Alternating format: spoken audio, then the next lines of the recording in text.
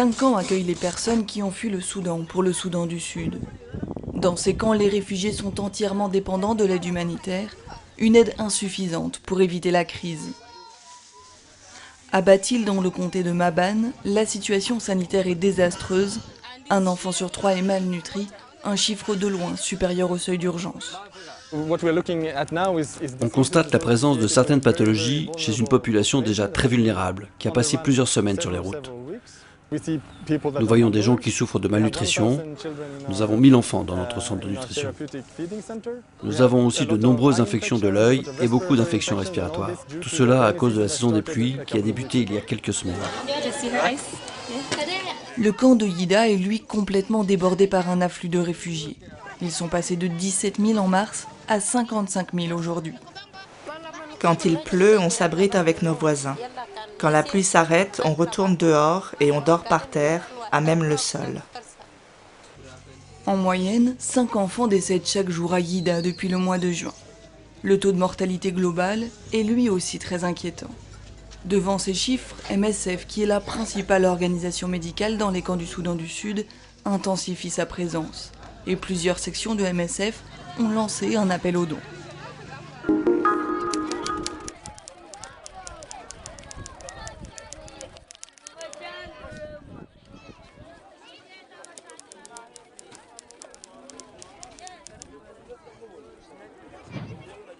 Chaque jour, le centre de transit de Nyakabandé accueille de nouveaux arrivants. Ces réfugiés congolais sont chassés de leur pays par des affrontements qui s'intensifient. Ils s'installent dans l'une des 400 tentes qui composent le camp. La Croix-Rouge ougandaise, soutenue par MSF, leur a rapidement fourni eau, nourriture et soins de santé. MSF est présent dans la zone depuis plusieurs mois, mais surtout depuis le mois de juin. Nous avons mené des évaluations sanitaires et nutritionnelles. Nous avons vu qu'il y avait de nombreux acteurs dans le camp de transit, mais la plupart d'entre eux n'avaient aucune expérience en ce qui concerne la nutrition. Nous avons donc décidé d'avoir une intervention limitée, concentrée sur la formation et l'installation de tentes et de structures. Que se passera-t-il ensuite pour ces réfugiés? Certains espèrent rentrer chez eux quand la situation le permettra. Les autres, peut-être fatigués des conflits incessants au Nord Kivu, veulent rester en Ouganda.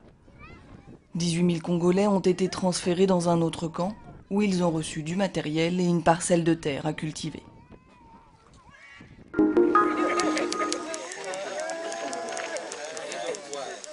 Mais ça me semble logique de travailler à la centre de santé ici.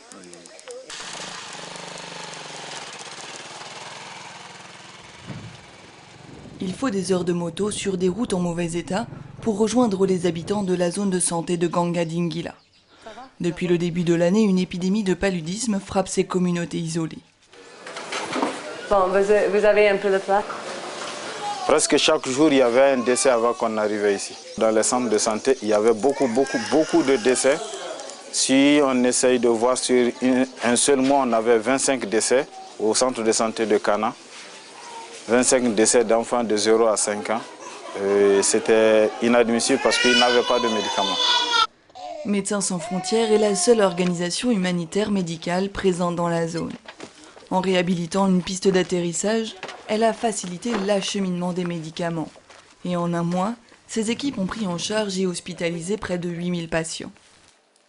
Malgré ces efforts, d'autres communautés signalent de nombreux décès, particulièrement chez les enfants.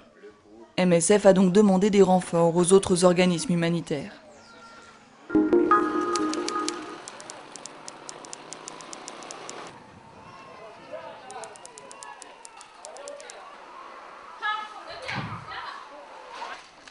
Chaque jour, c'est le même rituel.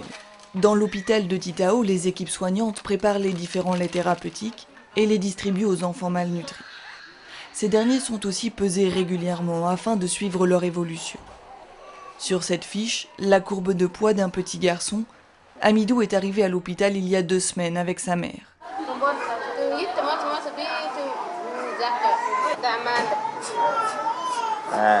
Elle dit que son enfant est tombé malade. 3 jours après, ça n'allait pas, il avait une détresse respiratoire. C'est là maintenant elle a décidé de venir ici directement. Le programme mené par MSF depuis 5 ans montre des résultats positifs. D'une année sur l'autre, les équipes constatent une amélioration de la santé des enfants et le Burkina Faso est plutôt moins touché par la malnutrition que les autres pays du Sahel.